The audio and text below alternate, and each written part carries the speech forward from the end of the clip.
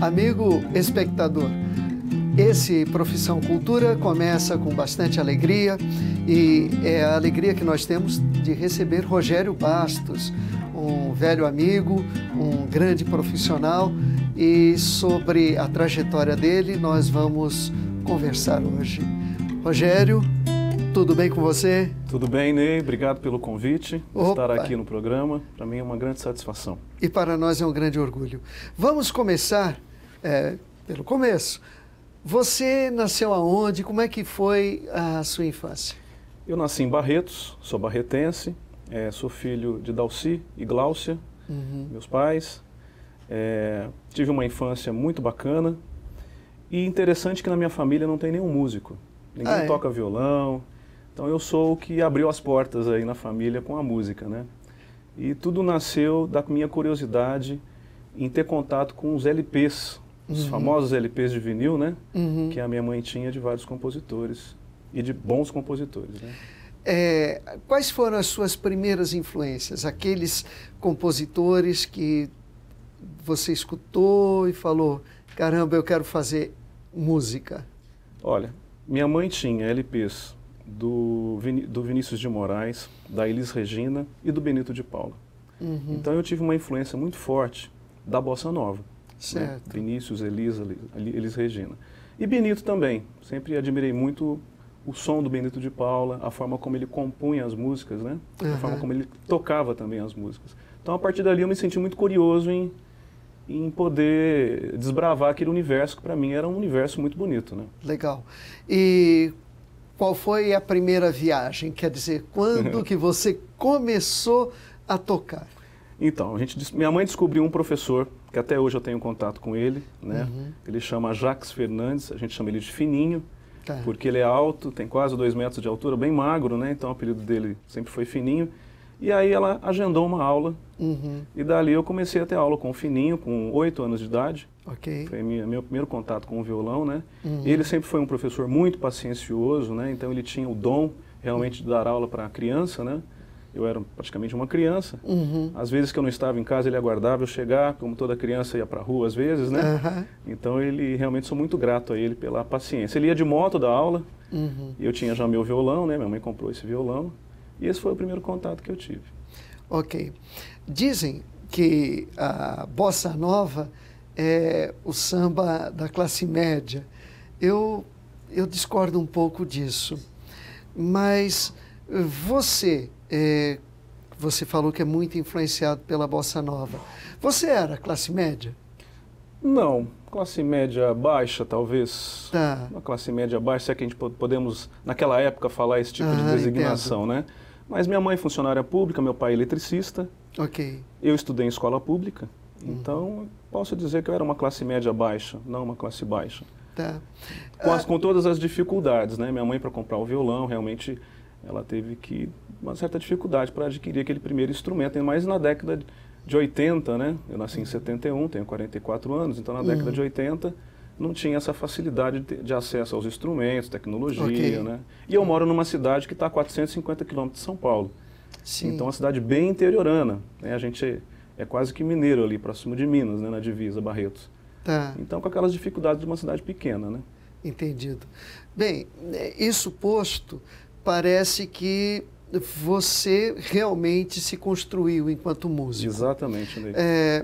Do ponto de vista dessa construção, você sente que se tornou um músico a partir de qual momento? Um músico de bossa nova? Você falou dos 8 anos, das influências, mas quando é que você começou a pesquisar música? Bom, tive as aulas com o Fininho, depois fiz um pouco de conservatório clássico também. Ali eu tive um pouco de contato com a bossa em função dessa harmonia que a bossa nova tem da mão esquerda, né? Certo. Tive um professor muito bom, inclusive ele tinha umas unhas compridas, eu ficava admirado com aquilo, né? Hoje eu também tenho unha comprida, então para mim era uma coisa assim surreal ver aquela unha enorme daquele professor, né? E tive várias bandas com amigos de colégio, eu sou da época da Serenata, né? Até então ali meu contato com a bossa nova era um pouco não tão profundo. O contato maior foi na faculdade. Então, quando eu resolvi, com 18 anos, sair de Barretos e fazer um curso, né? Até pensei em fazer música, mas minha mãe conversando com ela falou, poxa, vai fazer música, então aquele conselho de mãe, né, ao mesmo tempo, ela querendo deixar, mas ao mesmo tempo não, numa época tão difícil, né, de você desbravar esse caminho da música como profissão, né. Mas o contato maior foi na faculdade, vindo para São Carlos, né, que eu fiz engenharia civil aqui na USP. Então, meus primeiros anos de engenharia, eu tive o contato mais profundo e com a bossa nova. E ali eu fui desbravando esse universo, que é um universo maravilhoso, né. Então, eu mesmo que acabei mergulhando mais de cabeça naquilo que foi o pontapé inicial lá atrás, quando eu tinha 8 anos de idade, ouvindo Elis Regina, Vinícius de Moraes, né? Entendo. Então foi em 1990. Ok. Bom, agora vamos para a sua carreira.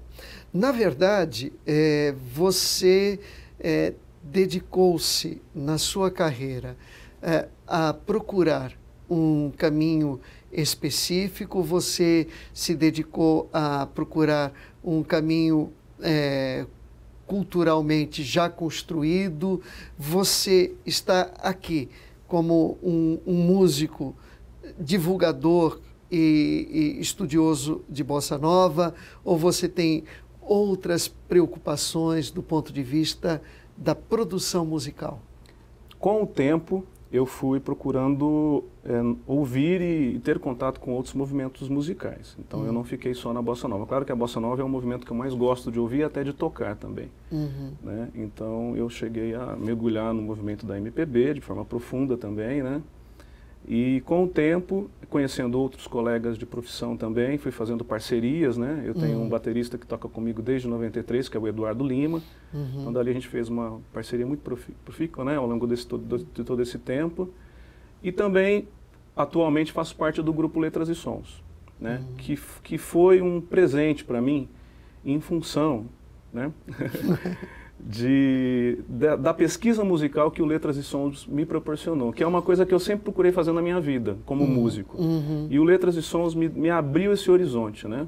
Eu consegui mergulhar mais ainda em todos os movimentos musicais, que são maravilhosos. O Brasil, eu acho que como cancioneiro só perde para os Estados Unidos, se é que perde, né? Como cancioneiro de música, né? Musical em movimentos. Então, eu pude mergulhar na Tropicália, na Vila Isabel, ditadura, músicas de resistência à ditadura, também a bossa nova e um pouco mais a fundo, né? Então eu considero que hoje, né, com o grupo Letras e Sons, eu me sinto maduro assim musicalmente, né? E olhando para trás eu percebo que foi uma construção, né? Ali eu fui aos poucos, como se fosse um quebra-cabeça, né? As peças estavam ali, elas precisavam ser montadas só, né? E aos poucos eu fui montando. Claro que durante um período de faculdade, eu tive que estudar, né? Então, dos 15 aos 18, dei uma paradinha, apesar de ter os colegas de escola. Durante a faculdade tocava também, mas não de forma tão profunda, porque o curso de engenharia é um curso extremamente puxado, né? Mas sempre trazendo o violão junto, então, né? Sempre um companheiro aqui. Tá, então eu vou pedir uma coisa. Essa primeira pedra do quebra-cabeça foi a bossa nova. Mostra uma coisa para nós aí. Vamos lá, por então. favor. Vou tocar uma música da bossa, que ela é praticamente... Eu estive no Rio de Janeiro, e quando eu fui a primeira vez ao Rio de Janeiro, eu fiz questão de passar onde essa música foi feita. Ok. É um barzinho de esquina, eu entrei no bar, e o dono me contou um pouco da história, e me colocou na mesa onde o Vinícius sentou para fazer essa música aqui. Olha que coisa mais linda, mais cheia de graça. É ela, menina, que vem e que passa, num doce balanço, caminho do mar. Moça do corpo dourado do sol de Ipanema, o teu balançado é mais que um poema, e a coisa mais linda que eu já vi passar. Ah, porque estou tão sozinho. Ah, porque tudo é tão triste. A beleza que existe, a beleza que não é só minha, que também passa sozinha. Ah, se ela soubesse que quando ela passa, o mundo inteirinho se enche de graça e fica mais lindo por causa do amor, por causa do amor, por causa do amor, por causa do amor. Muito legal. Você falou do Letras e Sons. Eu mesmo sou integrante do grupo Letras e Sons, que tem na área da música um ponto de toque muito forte com o programa Profissão Cultura, porque o Letras e Sons, ele preserva, divulga a música popular brasileira e leva isso para novos públicos, apresentando o que de melhor se fez nesse que é um cancioneiro maravilhoso. Bem, o que nós vamos fazer daqui a pouquinho? Daqui a pouquinho eu vou pedir para que você fale um pouco a respeito de outros movimentos musicais que estão na base do seu trabalho, e também nós vamos conversar um pouco a respeito do que é ser um músico no Brasil, na situação em que a gente está. Perfeito. Do ponto de vista econômico e político e cultural. É um tema instigante esse. Mas isso fica para daqui a pouquinho. A gente volta já já. Não saia daqui do nosso canal.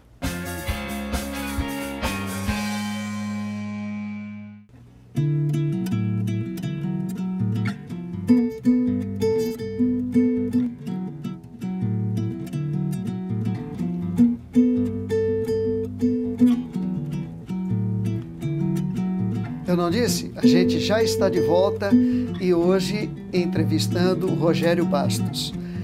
Rogério,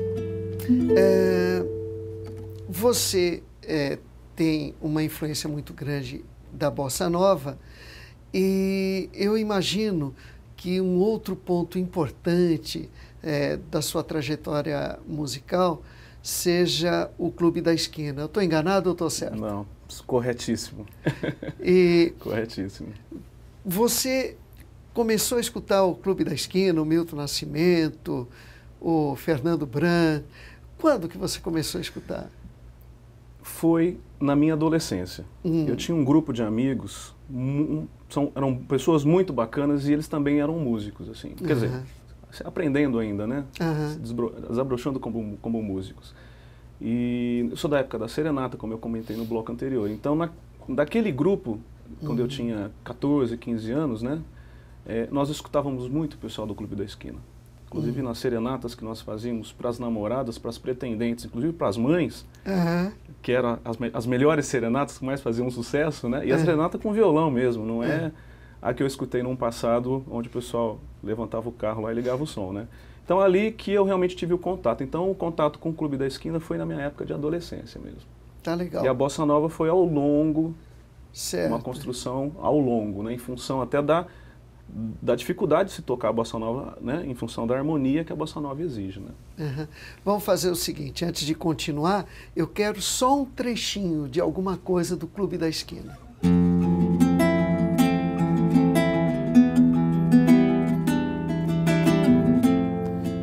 Que se chamava moço, também se chamava estrada, viagem de ventania.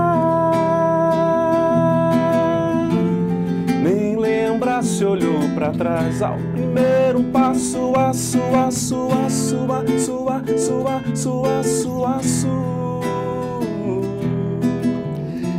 Legal. Você é de Barretos.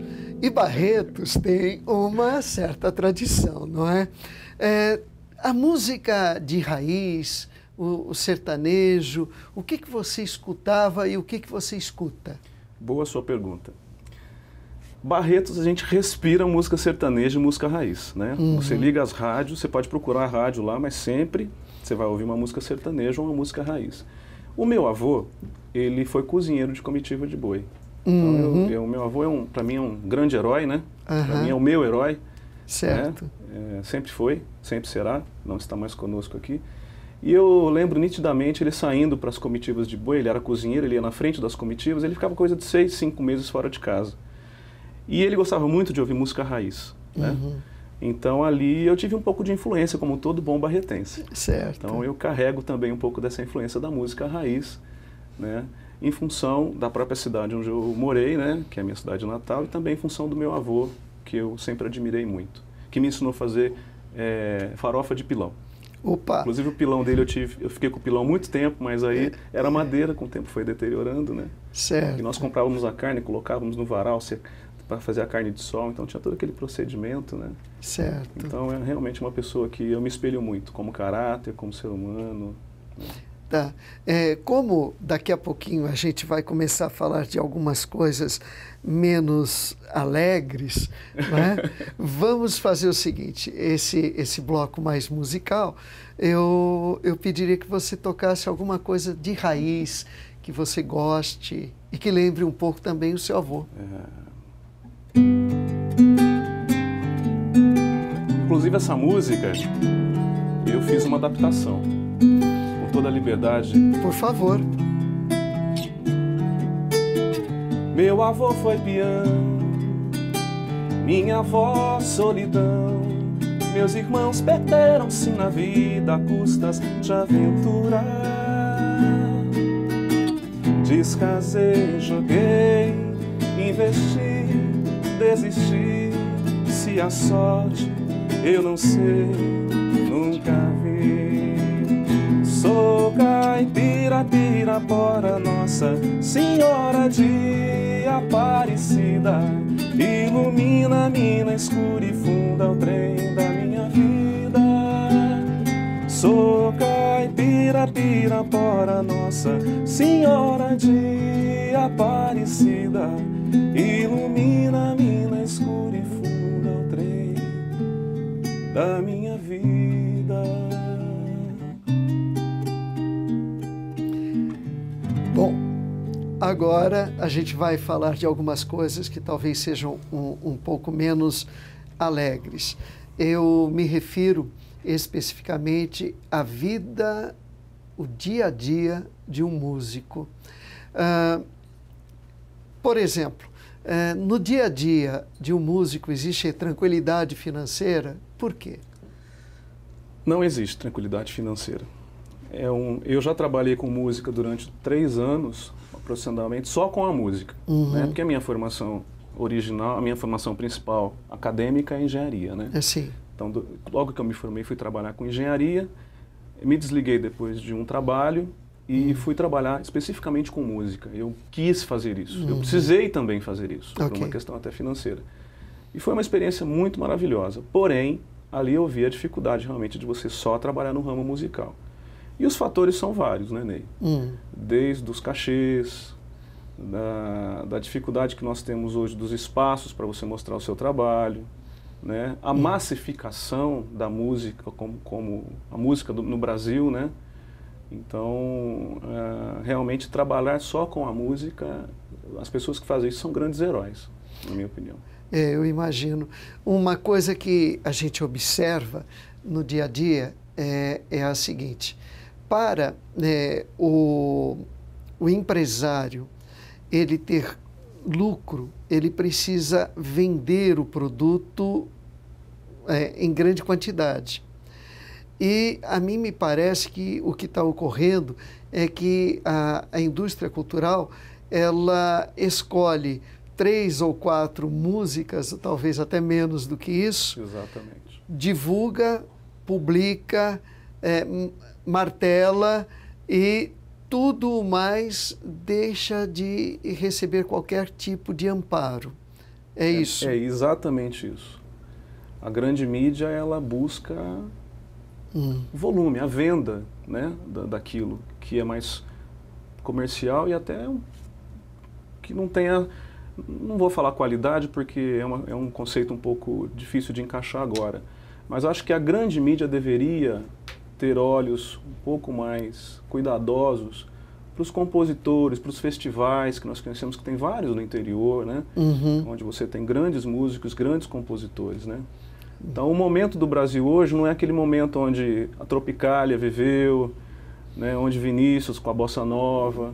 Ali você tinha um ambiente propício para esse tipo de música, com letras, com harmonias, né? Entendo. Então, e nós temos grandes fomentadores, não podemos esquecer, por exemplo, do SESC, que é um grande fomentador da cultura no Brasil, né? O próprio SESI, alguns empresários, né? mas são poucos, né? São poucas as oportunidades.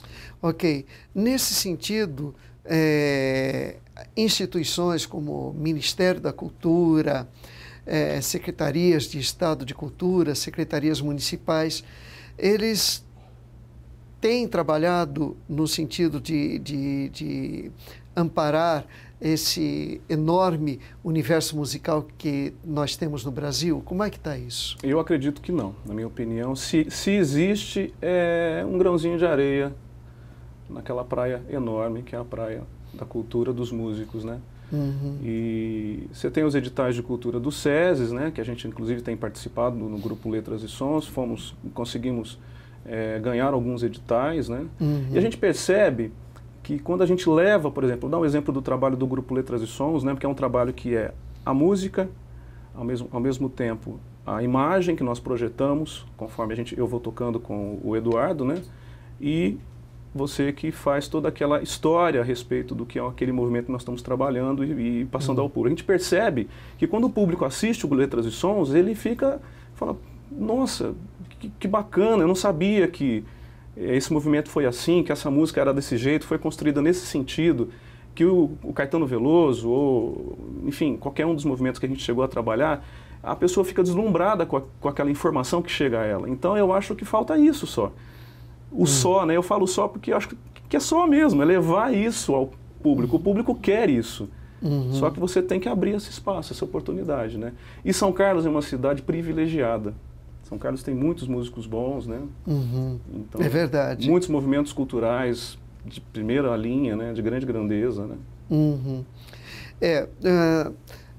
Para situar o problema, a gente pode dizer o seguinte: se nós observarmos a economia da Espanha, a Espanha é um país cuja economia, 20% dela está relacionado a atividades criativas e culturais. Ou seja, mesmo que a Espanha esteja com problemas econômicos, se não fosse a cultura, a Espanha estaria muito pior. Os Estados Unidos, algo em torno de 12% hoje está relacionado à indústria criativa. Só para ter uma ideia, tudo que o Brasil exporta, tudo que o Brasil exporta de minérios, tudo, soma tudo, é menos do que os Estados Unidos recebem num ano com o dinheiro que vem dos royalties dos filmes, do cinema. Ok? O Brasil tem, do ponto de vista cultural, uma força impressionante na música, não é? Sem dúvida. E nós, do Brasil, nós não nos aproveitamos da chamada indústria criativa, nós não nos aproveitamos desse universo cultural que nós produzimos e que o resto do mundo sabe, apesar da nossa falta de preocupação em mostrar. O mundo conhece tudo isso que nós temos aqui, o mundo sabe a qualidade que tem aqui. Né? Nós que somos daqui, nós que estamos aqui, não bebemos disso como deveríamos, né? Então, para encerrar o nosso programa, eu proponho que você apresente alguns desses caminhos culturais, dessas versões musicais das nossas escolas musicais que deveriam estar sendo divulgadas e não. O que você lembra para nós? E vamos lá. Olha, lembro dos movimentos musicais culturais, Tropicália. Vila Isabel, da samba, o né? Samba, o samba na Vila Isabel. O samba do Rio de Janeiro. A música de resistência à ditadura. Certo, a nossa música de protesto. Festivais da MPB. Resgatar essas músicas dos festivais da década de 70 e 80, que tem músicas marcantes. Certo. O próprio movimento de Minas, né? O Clube da Esquina. O Clube da Esquina. A gente falou da música de raiz. A música de raiz, sem dúvida. Né? Nós temos isso aí. Nós temos o velho cancioneiro, a música de seresta. Música de seresta, perfeito. Então, o que ocorre? Nós precisamos mostrar isso tudo. Hoje, mostramos um pouquinho. E nos próximos programas Profissão Cultura, a gente mostra mais coisa, tem muita coisa por aí. Obrigado por nos ter assistido. Rogério, muito obrigado pela sua presença aqui. Eu que agradeço o convite, foi um prazer. Profissão Cultura está aí para mostrar, divulgar, difundir, proteger a cultura brasileira. Vou te contar, os olhos já não podem ver, coisas que só o coração pode entender. Fundamental é mesmo o amor, é impossível ser feliz sozinho. O resto é mar, é tudo que eu não sei contar. São coisas lindas que eu tenho pra te dar. Fundamental é mesmo o amor, é impossível ser feliz sozinho, sozinho, sozinho, sozinho.